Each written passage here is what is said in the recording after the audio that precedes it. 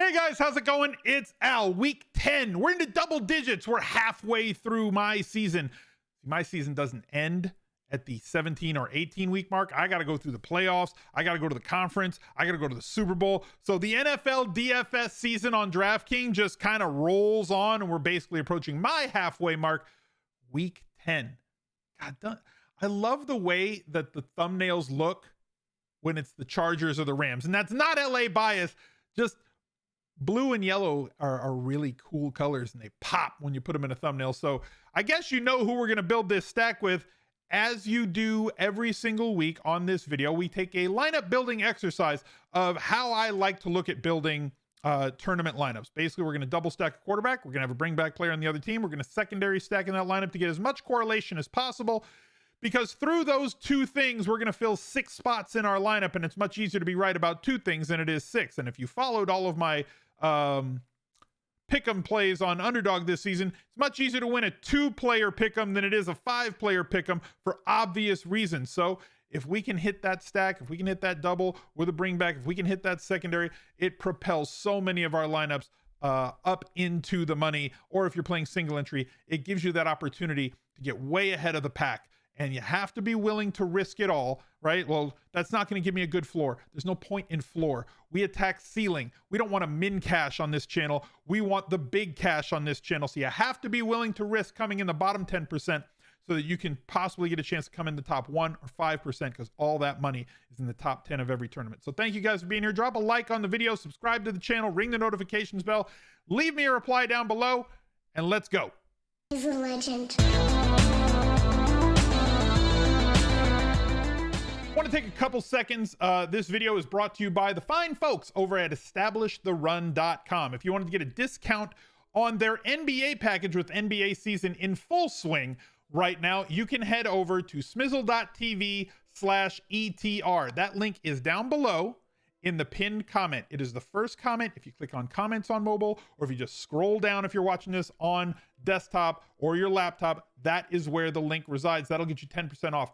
So if you get this package, if you're just going to play daily fantasy, or if you're a sports bettor and you want their player props package, something that they've been crushing all through NFL and the beginning of NBA season, you can bundle those and get an additional discount. You save $84 over the full price to all of their content, and you get another 10% off of that. So if you want to save that, or you can just use promo code SMIZLIFE at checkout. Any of those things, click the link or use promo code SMIZLIFE. That gets you that discount, and great projections over there for both football and basketball. Taking a look, we have the Smiz Gang Listener League. Make sure that you join it. We filled it again last week. Let's fill it again this week. It just put up there. Let's see if anybody joined from the chat. 11 people have joined already. It just went up. Smizzle.tv/league. It's the same link every week. That link also exists on every single video in the description. So we're going to start with the quarterback. I already told you that we're going to start with Herbert and double stack there, but let me talk to you about a couple of quarterbacks on this slate.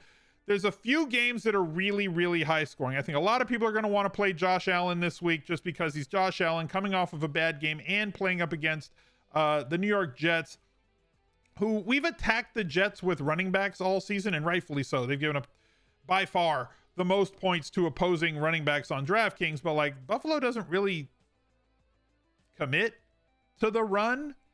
They don't have a guy. In fact, they've kind of hokey pokeyed back and forth. Like first it was Singletary getting 65% of the snaps and touches. Then the last 4 weeks it was Zach Moss getting half the touches, or 65% of touches. And then last week they yo-yoed back to Singletary getting 2/3. So like, I don't know what to do yet with the running backs in this spot, but the Jets are pretty soft against opposing RBs. If you want to play Josh Allen in a rebound spot with one of the higher team totals on the week, that would be fine with me. Tampa Bay, thank God Tampa Bay's back on the main slate. Double stacking Brady has been money basically all season long in tournaments. 4 touchdowns, 2 touchdowns, 4 touchdowns, 5 touchdowns, 5 touchdowns, 4 touchdowns, and they basically go to 4 different guys. Brady doubles are once again in play, and you can bring it back with the very consolidated group of people on Washington. Dallas, Dak doubles also should be in vogue this week, and we're going to have to monitor the situation here with Ezekiel Elliott, who left the game with a contusion to his right knee and then came back to the game. He was questionable return, but he did. And then it's a situation where, like, maybe he doesn't go. If he doesn't go this week, he's priced at 7K, and against Atlanta, that's a good spot for him. But like, if he doesn't go, then Tony Pollard is free. He's 4,600 and will be the highest populated player on the slate if he doesn't do that. So it just kind of is what it is. A couple of other quarterbacks that I did want to hit on. I mean, it's never pretty, right? And I think the running backs are where everybody's going to want to go this week up against Jacksonville. But they have a solid team total of like 28, 29, and Carson Wentz is sub 6K. It's never pretty, but when the ball goes up in the air, you kind of know where it's going to go. It's going to go to Pittman, so like maybe locking Pittman into your Wentz stacks and then going with a secondary receiver or one of those tight ends on the back end of that would be fine. And we have a lot of late games this week. So 4 late games. So kudos. We actually have 4 solid games in the afternoon. One of them being the Chargers. Monitor Arizona with Kyler Murray. Like, we'll find out more as the week goes on. Who knows? He's got that medial ankle sprain. We'll see how that works out. Jalen Hurts stacks start to pay off. Once again, he had that one off week. And then he finally found Devonta Smith in the end zone. News was that Wilson has been cleared to return to action in week 10 against the Packers. And we also have on the other side, Aaron Rodgers, who should be able to clear COVID protocols by this weekend and also be back in the mix. So the two most efficient quarterbacks in the last 25 years in the NFL in terms of touchdown percentage are squaring off against one another in a game that is going to be or predicted to be somewhat closely contested with a overall total and over under of 49.5. But I'm going with Herbert in this spot here against the Vikings. Another closely contested game. Vegas has this as inside a field goal. Chargers -2.5. Herbert's been outstanding. Multiple touchdowns in basically 5 of his last 6 games. Ran in a touchdown in 2 of them. 34 points, 45 points, 30 points. Like, these are tournament winning days 3 times that he's put up with a double stack. And that's what I kind of want to access against Minnesota, who seemingly just gets into shootouts every single week. And there's different ways that you can go about this. But looking at the pass catchers, number 1, I want to have Keenan Allen. Number 2, I will allow for Austin Eckler, even though he's coming off of a 3-target game. He's coming off of a lot of targets on the season and expected 5+ pretty much every single week that he goes out there. But like, I want touchdowns. And I also want to attack somebody that people didn't play last week, or they got burned by him if they did play him. And he has not had a good game in 4 of his last 5 weeks, and that's big Mike Williams. His price has come down. His percentage is gonna come down, or has come down. He may bounce this week because I think people are going to talk about him, right? Coming off of slate coverage, coming off of New England wanting to take him away, and it's easier to take away an outside guy than an inside guy. Keenan Allen, very difficult to negate. Much easier to negate an outside deep threat. So, like, we haven't seen a big game from him since week 5 against Cleveland, and he started the season ripping off 4 out of 5, but now the last 3, sub 8 points, and 4 of the last 5. Big Mike could get loose this week. Keenan Allen's going to rip across the middle of the field like he does every single week with a massive target total, giving you a good floor, plus access to a massive ceiling and the 100-yard bonus.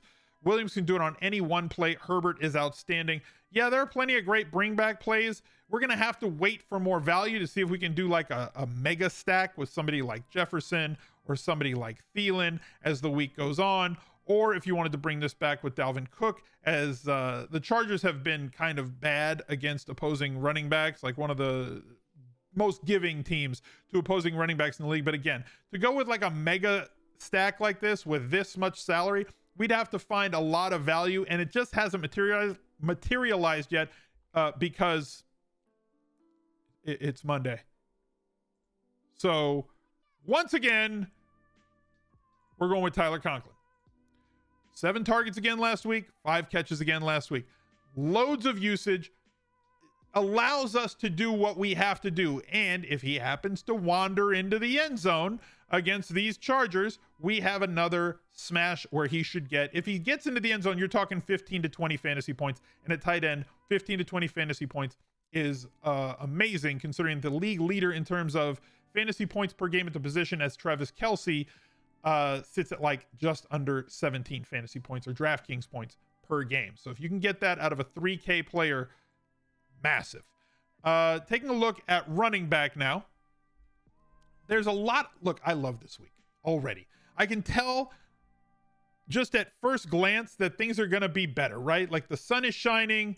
Week 9 was an absolute blizzard of a week. It sucked. It kind of is what it is. There's nothing that we can do about that in retrospect, but those weeks kind of happen. I remember week 3 a few years ago. That was the thing where everything just kind of goes sideways, or like every backup tight end and fullback scores, or none of the chalk hits and nobody really smashes. Like none of the double stacks hit last week. Really, really weird to have a week like that. But we said that there were none of those premium stacks on the slate and we were going to have to work for a living last week. This week, we have a lot of really high totals, high contested games, teams with good matchups, in spots where a lot of them can go off. First thing, we have Christian McCaffrey back in what I think is going to be a great spot for him, meaning that he's going to play, in my opinion, 70 to 80% of the snaps for the Carolina Panthers and is sub 8,500. The defense doesn't always matter against Christian McCaffrey, because if the Panthers are winning, it's probably because Christian McCaffrey did some really good things and he's going to get 20 carries. We would prioritize his targets in the passing game. Last week, he got 14 carries and 5 targets on very minimal usage. He played like half of the snaps and still approached 20 touches. What do you think happens now that he's a week out from that hamstring injury and they let him loose a little bit more and he plays 75 or 80% of the snaps? He is such a major part of this offense. Sam Darnold, whatever.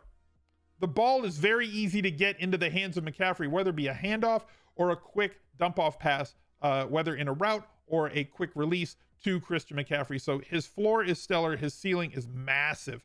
So it's I'm not going to have him in this lineup because of the fact that I'm paying up highly for my triple stack here, paying like 18,000 for my Herbert double, and 21,000 including the tight end. So I have to find some values at running back, but there's a lot more that are priced up. We've seen a lot of running backs under 6,500. DraftKings, as I said last week, around week 10, they start to kind of ratchet up the pricing. And so these guys start to get a little less comfortable for you as they approach 8K, exceed 8K. And I would expect them, these guys like McCaffrey, Kamara, Taylor, Cook, Najee Harris, who's been outstanding but plays on Monday night tonight, with the amount of volume that they get, especially usage in the passing game, to start floating above 8,500 starting in week 11, possibly 9,000 as the weeks go on towards the playoffs. That's just kind of what happens every single year. They wait until like week 10, then they just turn the screws on us. And I kind of see it happening with this many guys being at or above 7,500, something we don't see on most, or haven't seen on most weeks in 2021. DeAndre Swift is 6,800. I feel like that's a little bit too cheap. He's going to be in play. As I said, we have to really pay down here because of how much I paid. So like these guys aren't even in play for me for this particular lineup. Patterson also in play, but the player that we really have to focus on right now is James Conner. Not because he had a big week last week, right? I'm sure somebody in the replies is going to accuse me of chasing points here. I don't chase points. I chase predictable volume. That's what I go after. And when you look at the volume that James Conner had on the season, James Conner was getting 47% roughly of the running back touches and had 6 total targets through 8 games. That's 6 like total on the whole year. Chase Edmonds gets hurt in the first 5 minutes of that game, and Conner played 76.5% of the snaps, got 72% of the running back touches, including 5 targets. And now Edmonds diagnosed with a high ankle sprain and going to miss multiple weeks. So James Conner is no longer late career Jerome Bettis on DraftKings. Now he has that floor of usage in the passing game. Eno Benjamin will play some of the snaps. He played like 25% of the snaps yesterday. I expect that he'll play about 30% this week, leaving 70% of the work on a very good team against this Carolina defense. I'm not projecting 40 fantasy points, but touchdown, ceiling, volume, floor, and a combination of a player that's looked mighty spry behind that offensive line, especially as that team gets healthier and brings Nook back, brings Kyler Murray back, brings AJ Green back from the COVID list, James Conner is going to run against a lot of light boxes out there. And if you give him enough volume, which he should get, and boost that passing game volume where he had basically no role, now he's an extremely viable player at 6,300. I need another running back, and I got to get cheap. Michael Carter is fine. And if you want to go with him, I'm on board. I'm not doing it for this lineup. I like the kid. I like the talent. I love his usage in the passing game, and that's something I'm really looking for in this spot. But I also need to come up with some sort of a stack. And JD McKissic, we know a couple things about Tampa Bay. A, you don't run the ball on them if you're an opposing running back. And B, you throw the ball. Well, if you're going to be playing from behind, as Washington looks like they're going to be doing this week as 9-point underdogs in a game with a total of an over-under of 51 points, there's a lot of touchdowns to be scored, most of them obviously by Tampa Bay. That means that they're going to be in passing situations. That means that they're going to be in passing script situations, and they just don't trust Antonio Gibson in the passing game to be able to pass block efficiently. So you're looking at 24 targets over the last 3 weeks, all in games that project a similar game flow to this one, and as dinged up as they've been in the passing game, J.D. McKissic's role is very, very clear and defined. One target equals 2.8 carries from an expected fantasy points point of view on DraftKings. McKissic, without touchdowns, has satisfied this salary 2 out of the last 3 weeks. If he misses, it's not going to be by much. If he does happen to score a touchdown, kind of like Nyheim Hines last week on Thursday Night Football, it's going to be an absolute smash. And at 5,200 allows me an opportunity to unlock some of the Tampa Bay pass catchers. Godwin, 7,100. For this lineup, can't afford him. I like all of the Tampa Bay receivers. Okay. Mike Evans, 6,900, priced very nicely, priced fairly. And again, not in a situation where he's playing against New Orleans, who basically has stifled him for his entire career. Essentially, now he's going to get back to this higher volume standpoint, right? Like, it's possible for outside cornerbacks to take Mike Evans out, like Slay did for Philadelphia, like Lattimore did for New Orleans. Washington's been a dumpster fire against opposing pass games, and Tom Brady is still very, very good. Mike Evans is in play, but Antonio Brown expected to be back off the bye. A very simple way to attack this Tampa Bay, how you pick one, pick the cheapest one. It's worked a lot this year. And Antonio Brown right now, I know it's like this is the analysis you sub for, right? But again, for the sake of this lineup, Antonio Brown, they are saying that he's wearing a walking boot, but they're optimistic that he should be able to return. We'll see. We'll see how it goes as the week goes on.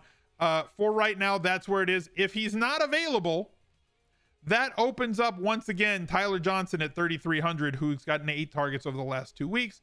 Monitor it as the week goes on. If we're going to get Tampa Bay value in the passing game against Washington, I absolutely love it. But there's my secondary stack, McKissic to Brown. We could do that if we had to. I'm just going to play a cheapish defense, somewhere in the 25 range. Yeah. Titans looked really good. Now they get a Trevor Siemian-led offense on the road.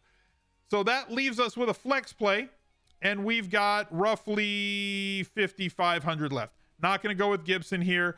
Hawkinson, if you wanted to go double tight end, once he got healthy again, he's getting peppered with targets. This is a lot of targets for a tight end, guys. That's 31 targets in the last 3 weeks. You know that the Lions are always going to be playing in positive game scripts. It means that they're going to have to throw the ball. I don't care how good or bad Goff is. If he's throwing it this much to a tight end, it's very easy for them to pay off that salary. But somebody else that I think can pay off that salary, Christian Kirk, without anybody, I think they're going to get healthy.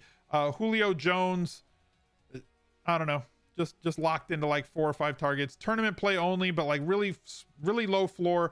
Touchdown upside for sure. Beasley, really high floor of targets, but he's got to score touchdowns to pay it off because like that ADOT is super low and he's not breaking very many tackles. But Jerry Jeudy offers me both a high floor of targets and a team that, again, we've talked about this in the recap video, has that kind of gooey center.